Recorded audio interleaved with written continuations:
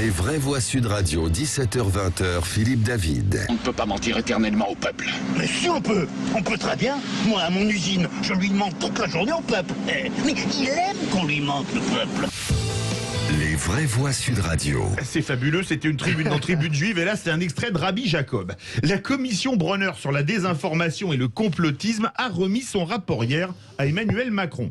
Présidée par le sociologue Gérald Bronner, la commission, composée de 14 universitaires et personnalités compétentes, était chargée de faire le point sur l'impact de l'explosion d'informations permise par le numérique et sur les éventuelles mesures à prendre pour éviter que celles-ci ne favorisent désinformation, complotisme et aussi, finalement, n'affaiblissent la démocratie.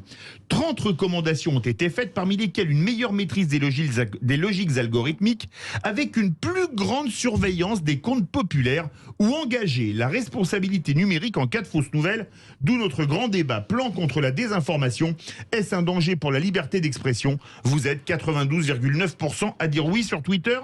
Avec nous, Thierry Vallat, avocat spécialiste du numérique. Bonsoir. Bonsoir. Le rapport suggère, je cite, d'encourager une surveillance accrue des plus gros influenceurs par les plateformes afin de les responsabiliser et que, sur certains sujets fermement établis, le classement algorithmique n'induise pas en erreur le public sur l'état réel des connaissances et que la visibilité donnée au contenu reflète le consensus scientifique existant. Fin de citation. Va-t-on vers une vérité officielle comme dans l'ex-URSS, Thierry Vallat? Alors, j'ai lu avec beaucoup d'attention le rapport Bronner, les lumières à l'ère du numérique, et ses 30 recommandations. Très franchement, je m'attendais à pire. On a aujourd'hui ce rapport, qui, à mon avis, restera lettre morte parce que je ne vois pas trop comment, dans la conjoncture actuelle, il pourra être mis en place rapidement, en tout cas sous cette législature. Mais en tout cas, pour revenir à votre question, moi, la lutte contre la désinformation, ça ne me dérange pas. Ce qui me dérange, c'est la lutte contre éventuellement les fausses informations qui, elles, ne sont pas, alors précisées de manière très pédagogique aux auditeurs, les fausses informations, personne ne vous oblige à dire la vérité. Vous pouvez mentir, c'est pas illicite. Donc, si sur les réseaux sociaux, vous dites des bêtises et que vous les relayez sans avoir une conscience de vouloir faire du mal derrière, il n'y a absolument aucune difficulté. Le problème, c'est la désinformation. C'est d'avoir conscience d'un contenu que vous savez faux, de le diffuser de manière à influer sur un certain nombre de choses et faire un peu d'argent et accessoirement. Donc, moi, ça ne me dérange pas. Alors après, la logique algorithmique telle qu'elle est suggérée par le rapport Bronner, moi, j'y crois pas trop. Le patron un des patrons opérationnels de Meta, ex-Facebook, a été interrogé et auditionné. Ils n'ont absolument pas l'intention de modifier quoi que ce soit à leur algorithme. Et donc, pour moi, ça va demeurer de la même manière qu'on a aujourd'hui.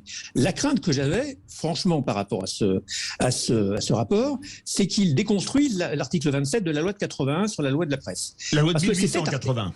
1880, oui, ça fait un peu vieux, mais néanmoins, c'est quand même un article qui est toujours sur les fausses nouvelles.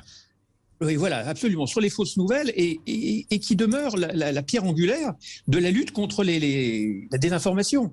Et si on avait à toucher à cet article, en tout cas, on verra ce que ensuite le gouvernement déciderait en fonction des recommandations. En tout cas, le rapport, lui, dit il ne faut pas y toucher, il faut simplement rajouter dans la loi sur la confiance dans l'économie numérique un certain nombre d'articles qui, alors là, c'est ça qui risque de poser un problème, sont ceux qui, justement, avaient été retoqués par le Conseil constitutionnel lorsque la loi Avia de 2018 avait été instillée. Alors, Philippe Bilger. Thierry Vallat, évidemment, je n'ai pas eu la chance ou la difficulté d'avoir lu le rapport Bronner comme vous l'avez fait. Mais lorsque cette commission avait été créée, j'avais été modestement contre son instauration parce que je la jugeais dangereuse. Deuxième élément, on ne peut pas dire que pouvoir d'Emmanuel Macron soit complètement indifférent aux paroles qui lui sont hostiles.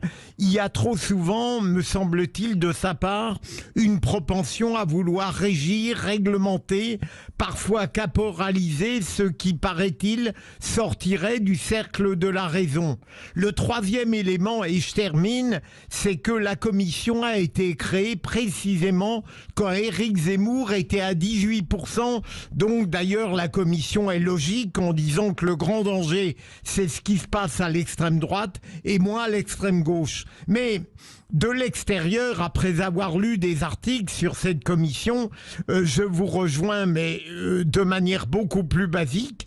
J'attendais le pire, je craignais le pire, et en définitive, même après un résumé succinct des conclusions de cette commission, je ne vois pas de quoi finalement scandaliser l'opinion publique, à supposer, comme vous l'avez très bien dit, que tout ça soit mis en œuvre, ce dont je doute comme vous. Thierry Valla, pas trop long parce que ça appelle beaucoup et les vraies voix vous interpeller, pardon.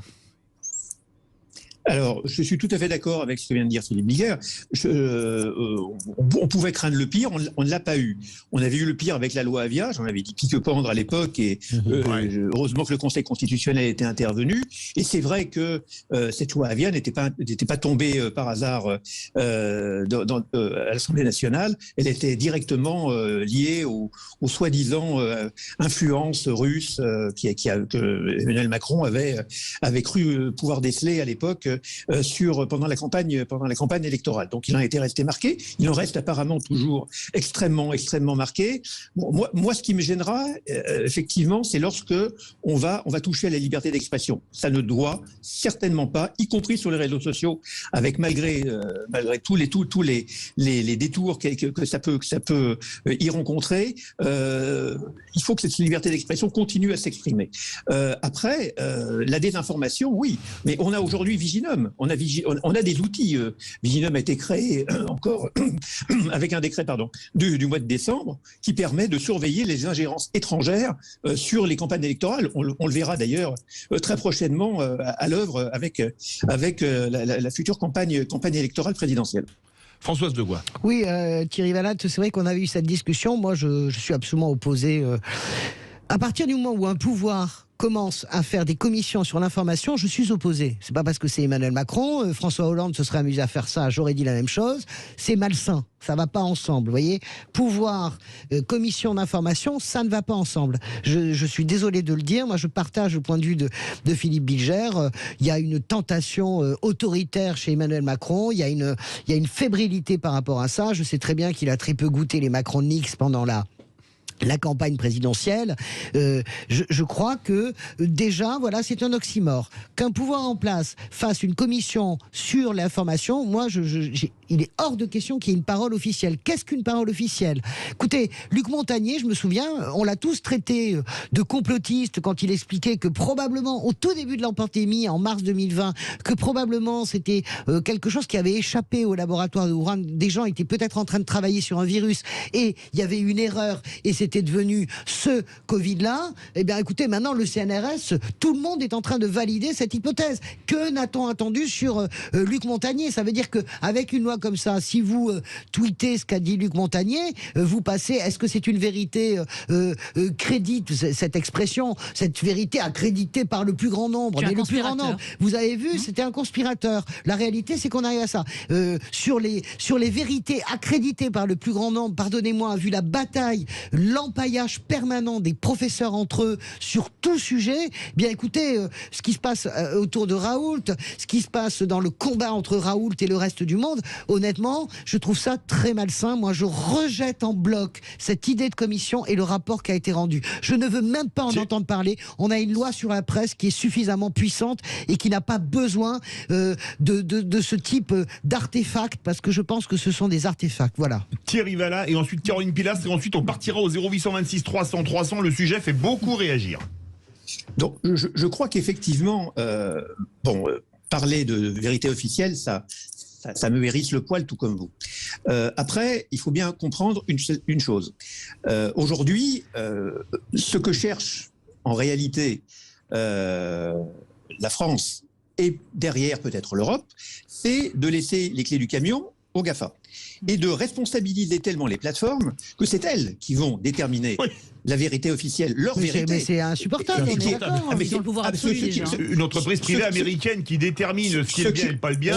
Si Philippe Deveul a le droit de montrer les seins dans le film de Jean-Pierre Mariel, mais enfin. Et puis on peut être menacé et insulté, ça leur pose pas de problème. On est chez les deux, on est chez les dingues. On est chez les dingues. On est exactement là-dedans. Et en plus, les conditions générales d'utilisation des différents réseaux ne sont pas les mêmes. Donc on va avoir sur Instagram, TikTok ou Twitter ou Facebook des vérités différentes. Donc, il faut absolument l'empêcher. Or, c'est ça qui nous pend au nez. Et c'est pas tellement le rapport Brunner qui me gêne. C'est le Digital Service Act qui est en cours de préparation auprès de la Commission européenne et qui va normalement sortir en 2022, dans lesquels c'est là l'Europe qui va déterminer les conditions. Et d'ailleurs, le rapport Brunner préconise un certain nombre de recommandations à inclure éventuellement aidant avec la présidence française de l'Europe pour 6 mois, d'essayer d'influencer pour responsabiliser les plateformes, ce que le Conseil constitutionnel avait tenté de prohiber justement, et avec succès, lors de la loi Avia. Il faut impérativement qu'il n'y ait pas de vérité officielle et que ce soit en détermination à la fin, un juge tout à fait normal, et vous l'avez très très bien dit, la loi sur la presse, elle est parfaitement adaptée à cela. On a l'article 27 de la loi de 1881. Voilà, on l'applique depuis des décennies. Et c'est parti, Caroline Pilas. Alors, je vais vous faire le distinguo. C'est-à-dire que, comme Françoise et Philippe, je les rejoins totalement. Je ne suis pas pour que les politiques décident de réguler les fake news, même si je ne suis pas pour, mais c'est la liberté de pensée et d'expression. Et à partir du moment où il n'y a pas des menaces, il n'y a pas des invectives, il n'y a pas des injures, comme on a pu tous connaître, on a le droit d'écrire ce qu'on veut. Après, on tant que c'est pas injurieux, évidemment. etc. Et justement, là où moi j'ai un souci, donc je ne veux pas qu'un gouvernement, quel que soit le bord de ce gouvernement, mette son nez justement dans, entre guillemets, ces fake news.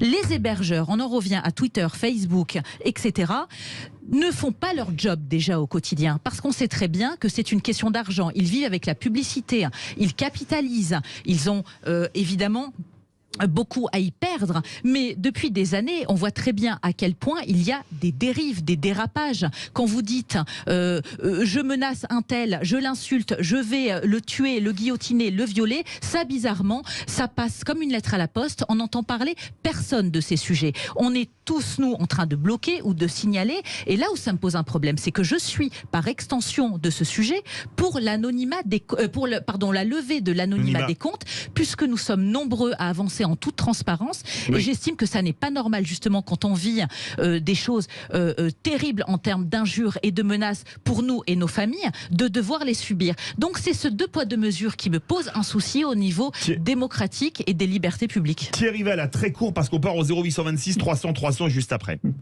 Alors l'anonymat sur Internet, ça n'existe pas, hein, je le rappelle. Le pseudonymat, oui.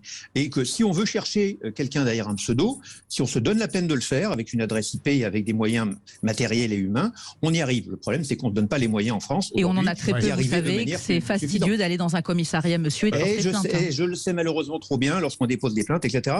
Enfin bon, moi, le pseudonymat ne me dérange pas. Après, il faut donner les moyens, véritablement, contrairement à ce que notre garde des Sceaux veut bien le dire, les moyens pour la justice ne sont toujours pas donnés de manière satisfaisante, et on le voit malheureusement quotidinement, comme l'a rappelé monsieur Molins il y a 2 jours à la Cour de cassation. Donc on est aujourd'hui véritablement dans le rapport Brunner, justement, il est prévu de sanctionner les éditeurs qui permettrait de diffuser de la désinformation et donc de responsabiliser entre guillemets ainsi donc les éditeurs de la même manière que sur la presse dans le papier, donc y compris sur l'internet et sur ces plateformes, en introduisant dans la loi de confiance de l'économie numérique un nouvel article. Donc moi ça me dérange pas. Alors je pense que là-dessus il y a des propositions qui sont assez intéressantes. On part au 0826 300 300. On va prendre 2 appels mais courts parce que ça appelle énormément. Bonsoir Philippe de Fontainebleau. Bonsoir les vrais. Vous voulez réagir est-ce que c'est un danger pour la liberté d'expression, ce plan contre la désinformation? Bah écoutez, à partir du moment où c'est le pouvoir qui commence à donner les directives, et donc là je rejoins ce que les vraies voix ont dit. D'ailleurs en plus les 3 personnes que j'admire beaucoup parce que même si des fois ils sont pas de mon banc, mais en fait, et moi ce que je déteste dans tout ça, c'est que M. Bilger l'a dit, François de Gaulle l'a dit, Caroline Pilat l'a dit, c'est que Macron, en fait, on voit bien qu'il est tenté par tout ça. Aujourd'hui, ce qui fait que je pense, c'est qu'on est en France, c'est qu'on a un pays encore démocratique et qu'il y a des constitutions qui sont là quand même pour faire barrière, mais je pense que si jamais ça partait à volo, je pense qu'on y va tout droit. Et moi là, je rebondis sur un truc qui me fait horriblement peur, et moi justement, j'ai quitté tous les réseaux, j'ai fermé tous mes comptes, j'ai arrêté Twitter, j'ai tout arrêté, parce que voilà, quand j'entends parler que c'est l'Union européenne, la Commission européenne qui va prendre en main ce sujet-là, non mais là on marche sur la tête, hein. Parce que quand elle l'a très bien dit, Caroline Pilat, quand on voit ce qui se passe sur les réseaux, et qu'on peut aller à tout va. Alors oui, certes, la liberté d'expression, mais que quasiment personne ne réagit, mais que sur des sujets qui là m'intéressent, moi en tant que citoyen, ma santé. Et je reprends exactement le cas de Madame de Gaulle quand elle dit, on prend le cas de Montagnier, et cette pandémie, elle est révélatrice de tout ça. Cette pandémie est révélatrice de tout ça, de ce qui se passait déjà avant et de ce qui risque de se passer plus tard. Eh ben, le professeur Montagnier, c'est exactement ça. C'est exactement ça. C'est-à-dire qu'aujourd'hui, si nous, ou moi, citoyen, ou Madame de Gaulle, ou Monsieur Bilger, ou vous, Monsieur Philippe David, ou vous, Madame Caroline Pilat, vous émettez un avis contraire, oui.